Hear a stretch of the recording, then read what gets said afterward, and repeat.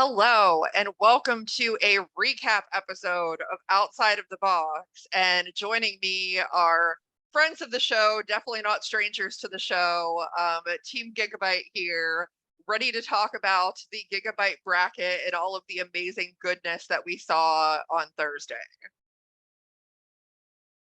Welcome. Thank you.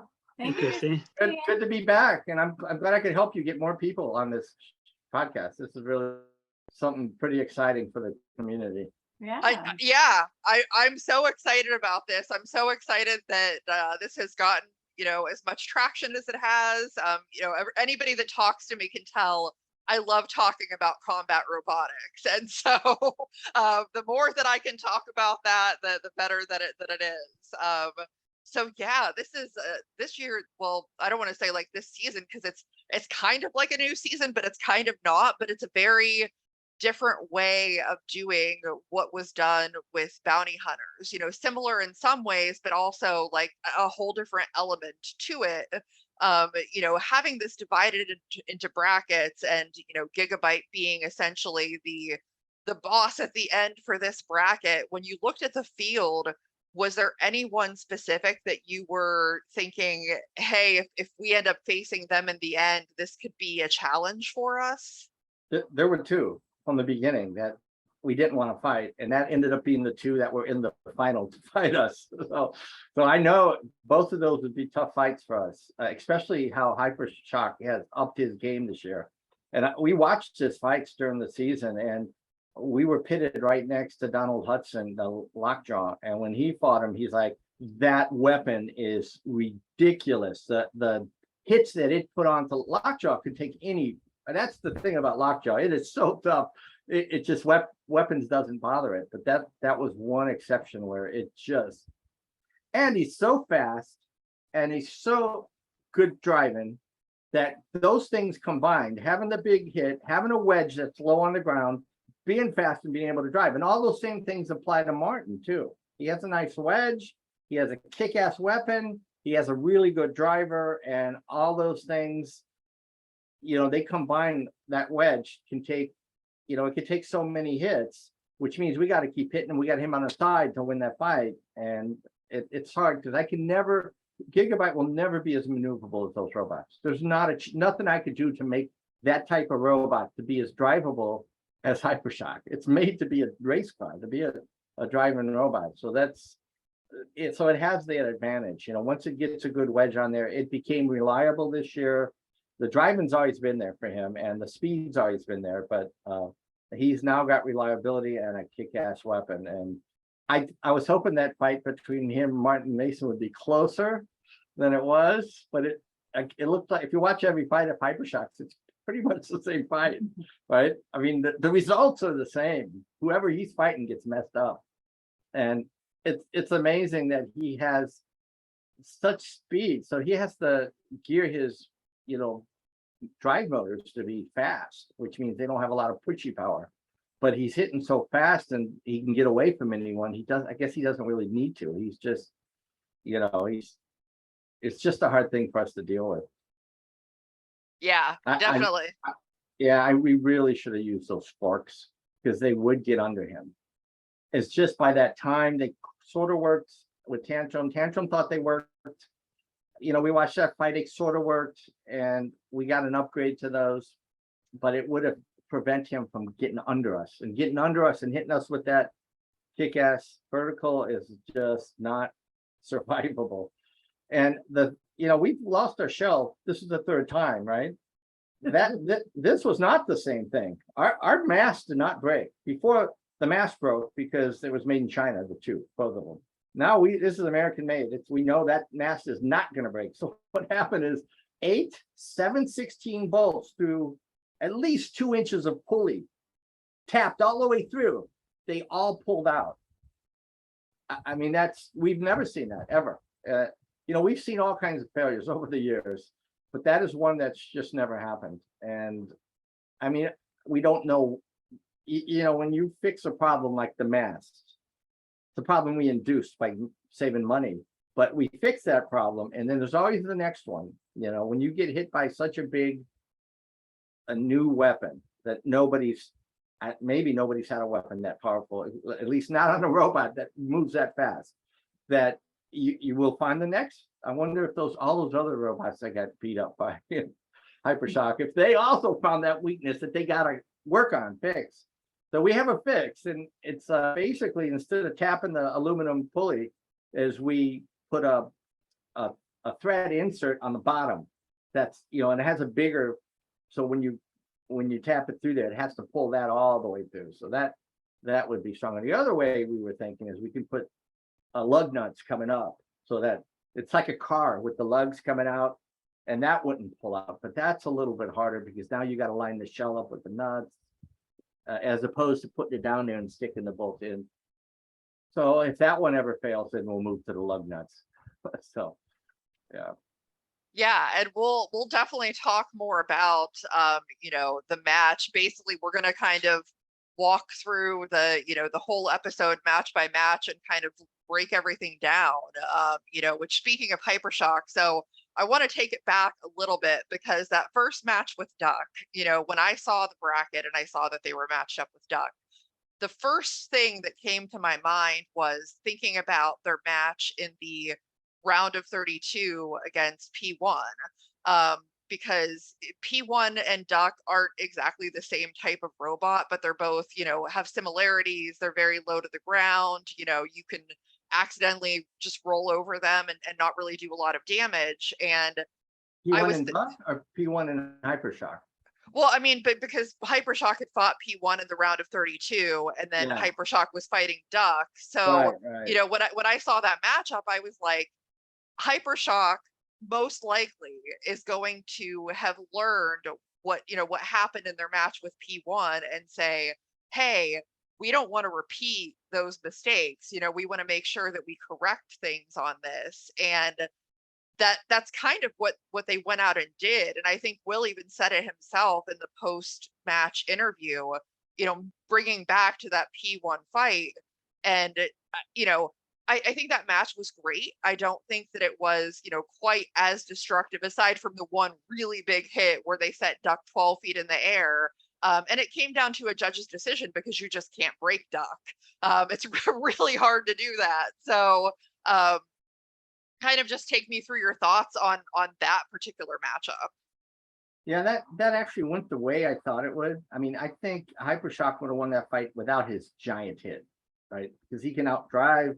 He gets under him, and I think that's the only way to stop Hypershock, is you can't let him get under you for anybody. Because once he does, and he gets that hit, it's bad news for any robot. So now P1 is pretty low to the ground, where Duck doesn't play that ground game. So I could see P1 having a better shot, being that it's so stealth and low to the ground, where Duck is kind of square, it's a box. So yeah, I really would think he'd have a much bigger trouble with P1 than he would with Duck. As long as he stays working, right? As long as he stays working, I don't see how he loses. I know he lost to Hydra by getting thrown out of, which just about everyone that fights Hydra gets thrown out of the arena.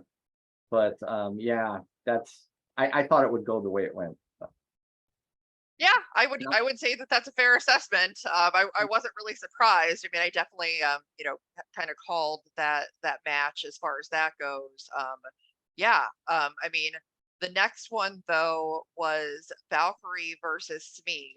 I have to highlight that sometimes Farouk just comes up with a call before the match that is like I have to laugh or just shake my head or who knows, but the whole evacuate your bowels has to be one of the best calls that I've ever heard. Like with that match, I definitely, had Valkyrie going into that. You never really know though, because Smee has had a prior knockout versus Mammoth, which is not a bot to shake your head at by any means. I think that they did a good job in the beginning, keeping Valkyrie kind of more towards the middle, but basically once Valkyrie was able to get around to the back of Smee, that was kind of it. There wasn't much else that Smee could do there. It actually did remind me of the Gigabyte Smee fight, right? A lot. I mean, you got this robot like Valkyrie that's just a huge hitter, and he hits the whole fight. And I realized in the Gigabyte fight, Smee's not pushing him around because his blade's either going under, which means he's on Valkyrie's V. He can't push that. And so at that point, I realized it's going to probably be just like the Gigabyte fight. He's going to hit one satellite, hit the other satellite until he knocks him out. And that's exactly what happened. Yep.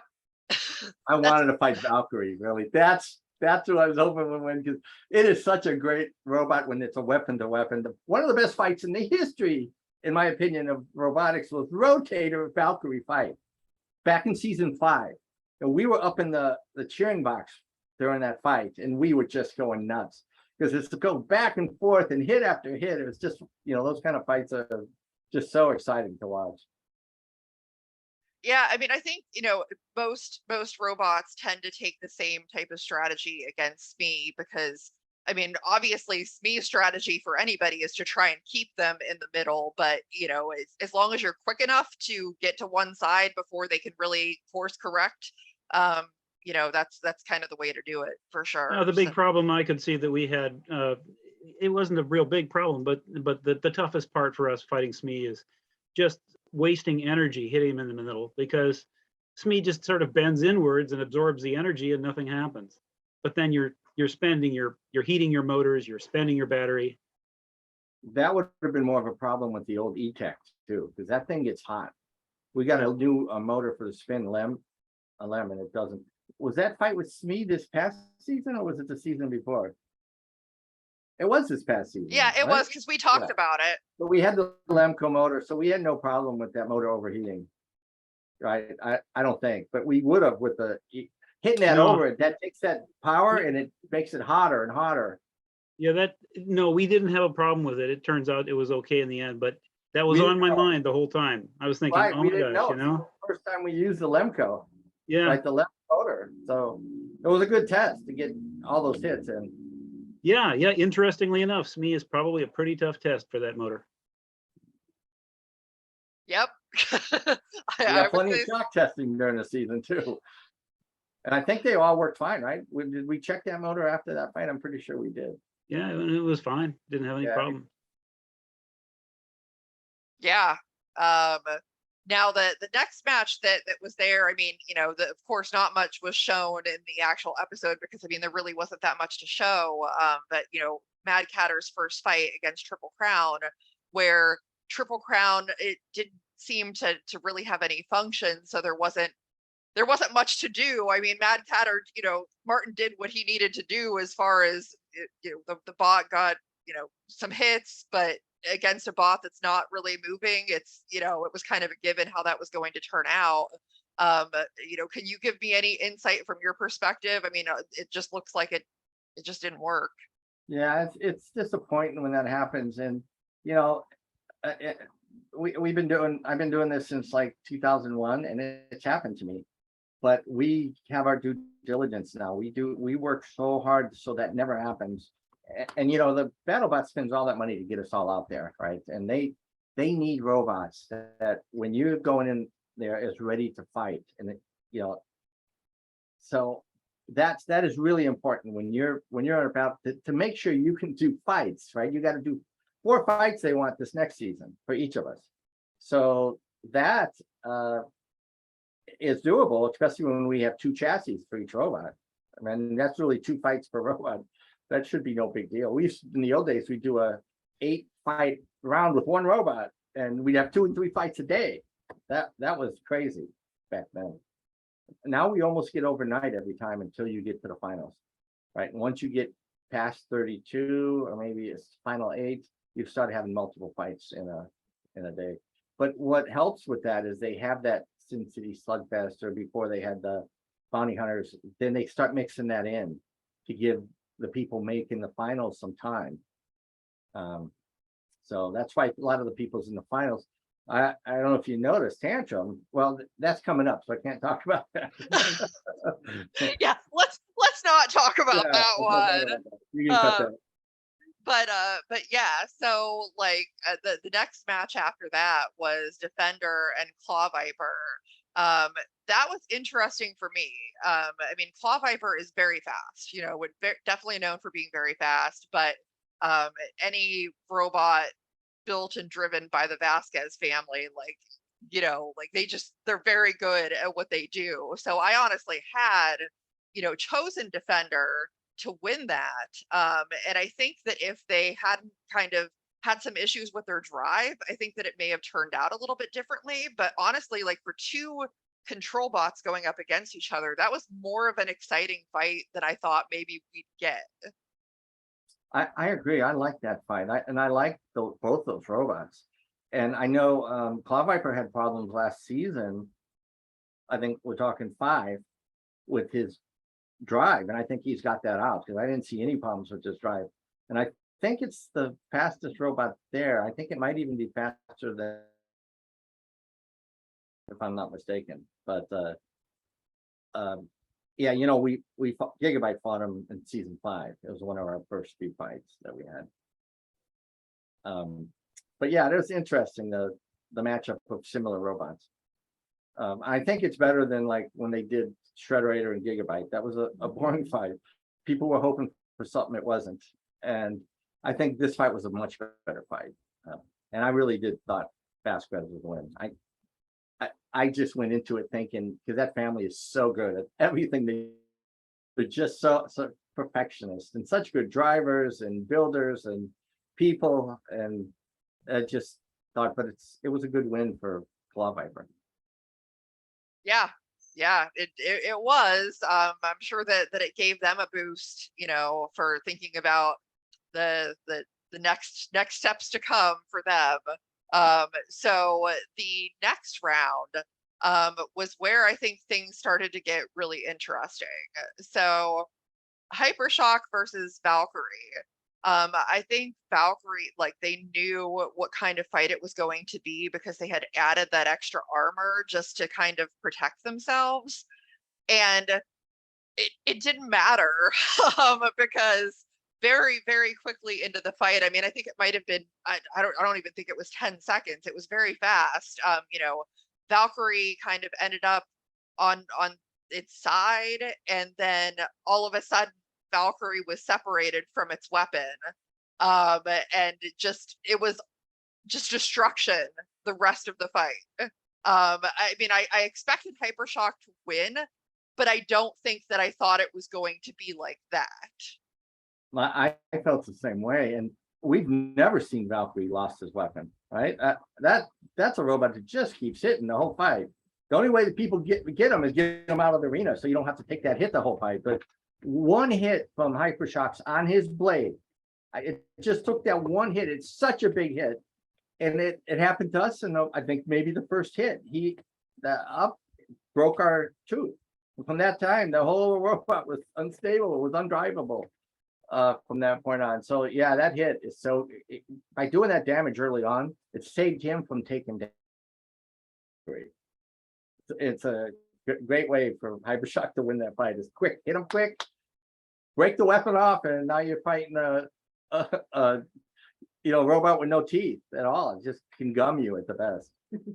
Well, and honestly, I was a little bit surprised and I don't know if, I mean, it looked purposeful, but I don't know if Will intended to do it or not, but like turning around and then hitting the weapon itself when it was just sitting on the floor, I was like, I don't know if that's a good idea. That could like kill Hypershock. It didn't, but like, I couldn't even believe that happened. Yeah, that just goes to his reliability now, Hypershock's. You know, I can see Flipper saying we got to get him out of the arena before he messes us up, right? We got to get to him and get him out, because otherwise it's bad news. Yeah. And honestly, for me, I think that the first match, I don't know that Will necessarily expected to beat Duck, or but I mean, it wasn't like, it didn't really have that oomph that the Valkyrie match did, and I really think that was the match that kind of really lit the fire and gave him the extra boost that he needed to feel like he could just dominate the rest of the bracket, which we'll talk about. But I mean, to me, I think how he won that match, I think really gave him that extra lift to just continue doing that. Yeah, when things start going good for you, sometimes it just keeps going good. And we felt that way with Gigabyte's The Last Bounty Hunter, the SOW, and that fight against Copperhead was such a tough fight. And we had lost our blade the same way that we did against Hypershock. It was doing the same thing, but fortunately we were able to knock him out before we had, anything catastrophic happen like in the Hypershock fight. So Yeah. there's always some luck involved there. Hey, I mean, sometimes like there's definitely nothing wrong with luck as long as it goes your way. So Yeah. Well, the next match after that was Claw Viper versus Mad Catter. Claw Viper had switched out for a metal version of their weapon. I think that Mad Catter was very aggressive out of the gate. Very similarly to the way Hypershock was throughout the whole tournament, just really aggressive. I think that they had to be. They ended up, popping Claw Viper up into the air and eventually onto the upper deck. Really great match as well. I don't think it was as destructive as what we saw from Hypershock, but still, really solid. And I think, at that point, it was clear that those were going to be the two robots in the end, Hypershock and Mad Catter. Yeah, and I thought that from the beginning too. Yeah, that was a good fight. Claw Viper needed to have a ground game to win that. And I mean, it gets to be that for everybody. If you don't have a ground game, it's so easy to take advantage of a robot that doesn't have that ground game. And that's why Gigabyte, people have figured out how to beat it. And we just win because we don't break. And we keep hitting and we get back and we spin up and hit and hit and hit. Unless they really do it Hypershock. And unless you get Hypershock, and that ends the fight. That's going to be a new verb. You got Hypershock. Someone said that on the podcast. I think it was Did they? Kenny. Yeah, Kenny. Oh.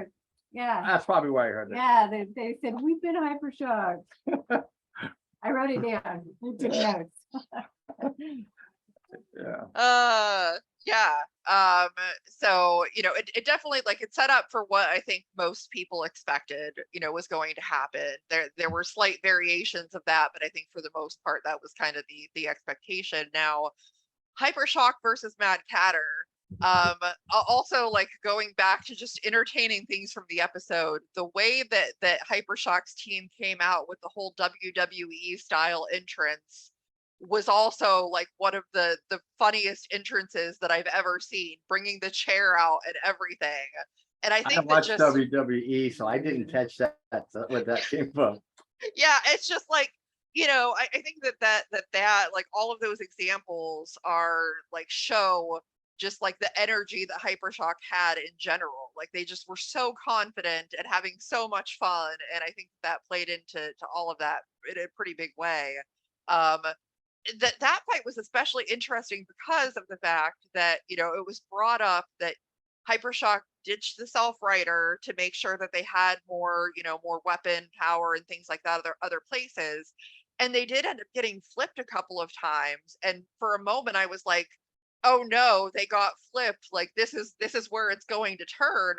But then it didn't, and they were able to get back over again, and just like went after Mad Catter, like tore them to shreds. I mean, so many pieces of robot all around the box. And I think that like Will summed it up best himself after the match, that during the interview he was asked, is this the most destructive Hypershock has ever been?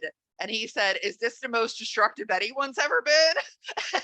And I'm just like, I mean, in a condensed tournament format like this, I don't know. I don't think so. Yeah, I don't know either. I mean, yeah, he was running through the competition with a lot of violence, very violent robot. Yeah, it was just a great match. I mean, I felt bad for Mad Catter. I mean, like, especially with the picture of the poor little kitty on the underside. I'm like, don't hurt the kitty. I had a few of my friends saying, why did he ride him over? You should have left him upside down the whole fight. At least you don't get all torn up. You leave him upside down and maybe you lose the decision, but you don't get all completely destroyed. But I think I think he just wanted to try to get a big hit in, and one of those big hits self-righted him and didn't really do much damage. So yeah, that was all these fights are really good fights. I gotta say, except for the first Matt Chatter fight, like that wasn't really a fight.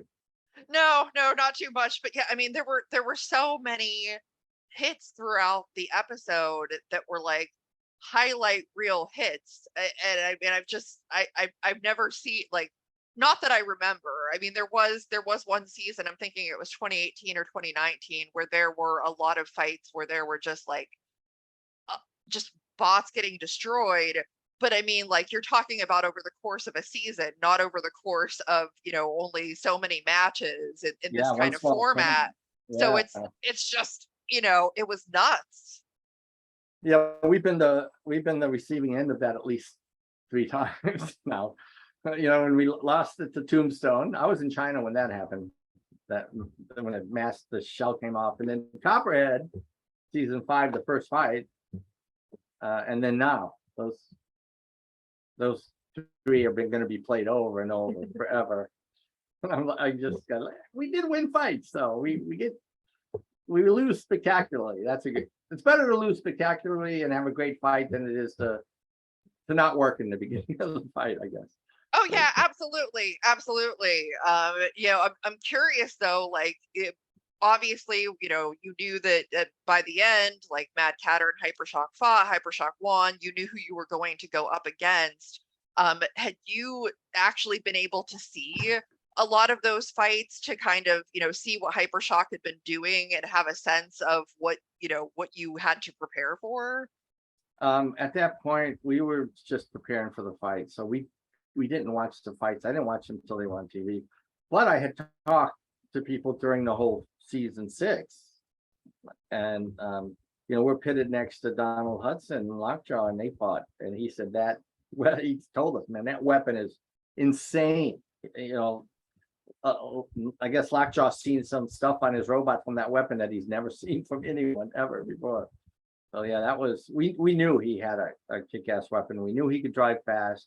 We knew he had that low wedge, and I don't know why we didn't decide to use the forks, because I think it would have been a better fight. Maybe it would have been closer to the Tantrum fight. Hopefully we would have lasted the whole fight like we did with Tantrum. Of course, Tantrum doesn't have that big hit either, but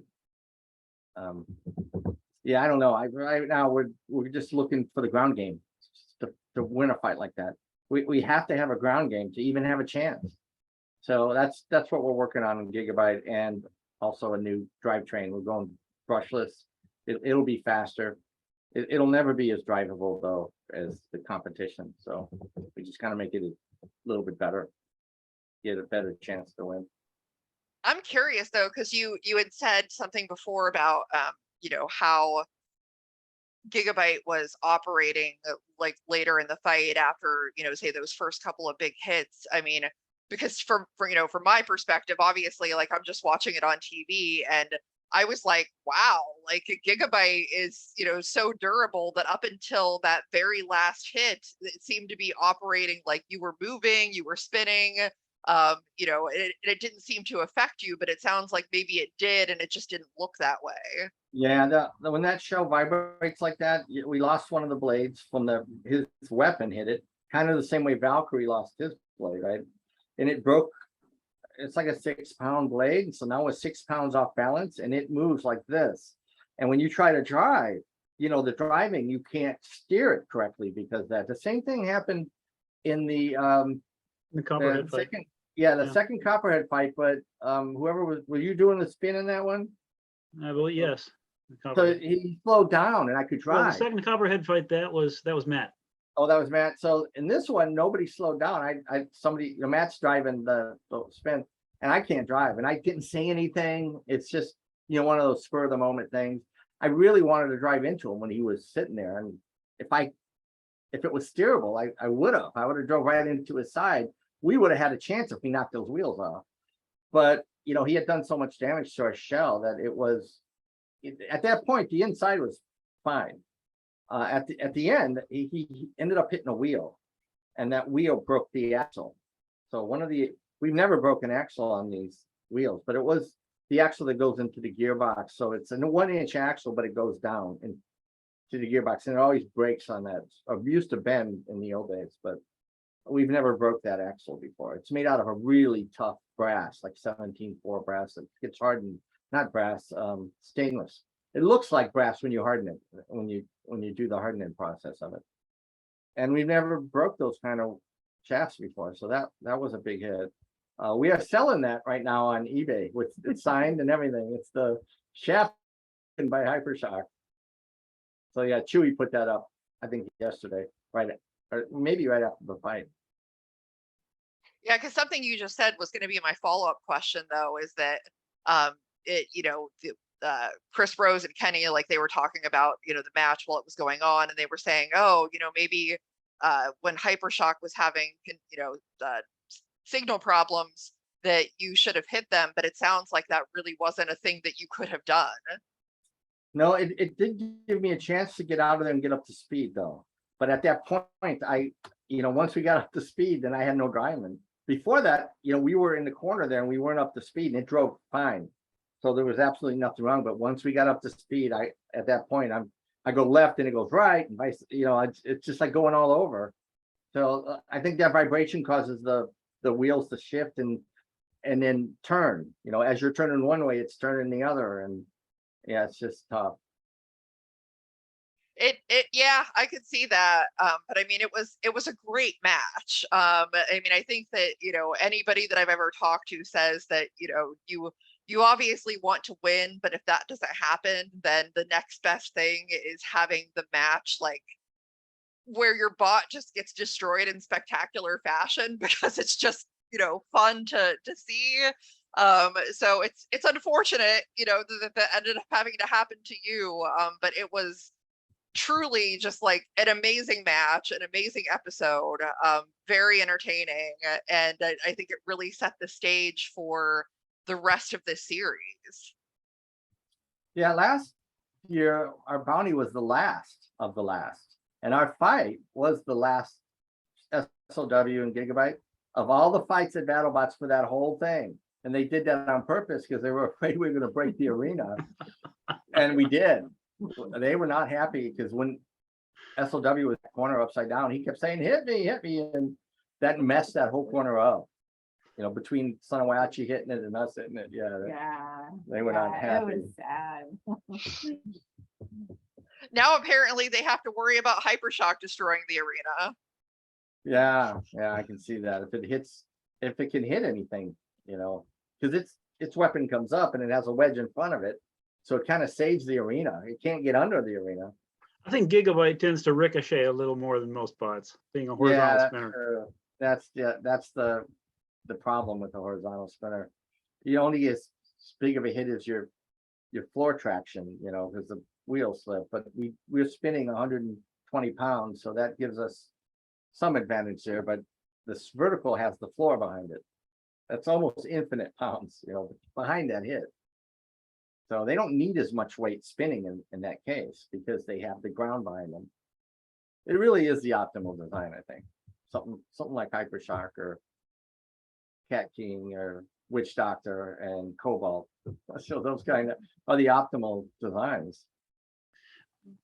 For the existing rule set.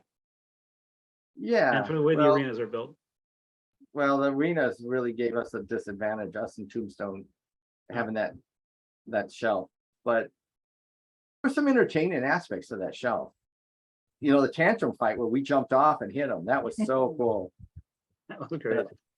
Yeah, that was great. So I know after that interview, I don't know if they played it. I said, maybe I'm not so down on that shelf after all. That was pretty cool. Having that opportunity because he's driving the spin in that fight, Mike was. And I told him, just spin that sucker up. When he comes near, I'm going to jump up. And that's exactly what I did. We carved some pretty big chunks out of that steel. Yeah. I put that on one of our carts to counterbalance the shell. So I attached it with tie wraps to one of our medical carts that we use to hold the shells on. And the shells go each on one side. But if you don't have one, it comes unbalanced a little. So I have on the bottom the tantrum front wedge that we put a huge hole in. I think we showed you on the Yeah, podcast. Yeah. yeah, no, that's great. And I mean, yeah, like with the shelf, you know, because I that's something that I've definitely talked about a lot. And you know, where I will always lie with is that if something adds value and entertainment to the sport, great. And if it doesn't, then it's probably not the best thing. And it definitely did lend itself to some cool things that happened, but it just depends on whether that outweighs the negative aspects of it that it may have caused. So It was negative for some, and I think it shortened some fights. That's not good, shortening fights. But it didn't really. I mean, the shelf itself doesn't hurt us. It's the pocket. Being up on the shelf gives us time to spin up, so that was kind of advantageous. But yeah, I'd still rather be without it. It's better than the old days. They had pits too. right. And in China, they had one in the middle that would go down after a minute into the fight. And you go in there, you lose. And there was one fight where we hit the guy near that thing and we flew over the whole pit. Because when we hit the wedge, we flew up and boom, landed and didn't go into the pit. And I think we ended up winning that fight. Yeah. Oh my goodness. Yeah. It's amazing how much has changed. And of course, Battlebots continues to evolve. You know, even with Gigabyte, you know, over the years and the different changes that you've made. And I mean, it's still, it is a massively devastating robot. And I think everybody is excited to see what you continue to do with it. I mean, despite, you know, this particular tournament not going the way that you planned, just what you were able to do last season. I mean, I said this before, obviously, but I mean, it was amazing. I mean, truly, like, you almost beat Tantrum in the round of 32, and that could have changed the whole direction of the tournament. So yeah, we were really proud of that fight because we know how tough Tantrum is. And then, you know, to go on and win it all. And both my robots lost the Tantrum. So that's when I say, yeah, well, we made 32 and 8 and lost to the same guy who won the whole thing. So it's like, oh, really? You're like second place, right? yeah, that is not a bad way to go. If you're gonna go, that's not a bad way to go. So yeah, we'll see. I know that, you know, there's the next bracket is upcoming, and you know, from what I've heard, the whole entire thing is just exciting all the way through. So I'm excited to continue watching it, of course. But I greatly appreciate you coming on to recap this episode and talk about all of the amazing fights. And yeah, just looking forward to more things to come. Yeah, my pleasure. Anytime. Yeah, thank you. Your interviews are fun. I'm glad. I try and make them as fun as I can. So, well, you know, again, for the folks watching out there, please make sure that you like, subscribe, comment on the post. Let us know what teams you want to see on the show. We'll try and make it happen. I am always one to try and do what I can for the fans. So keep watching, and we will see you next time. Bye. Take care, Christine.